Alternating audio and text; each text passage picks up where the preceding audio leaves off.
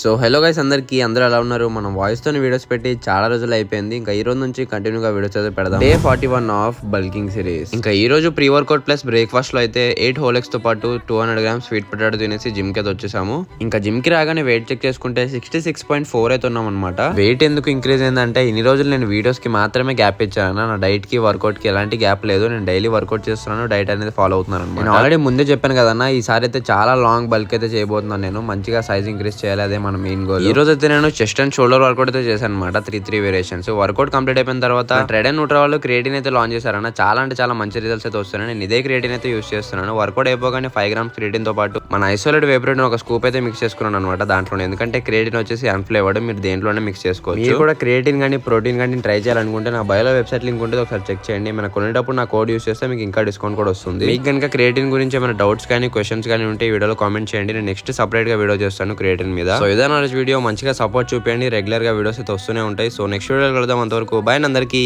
Bye.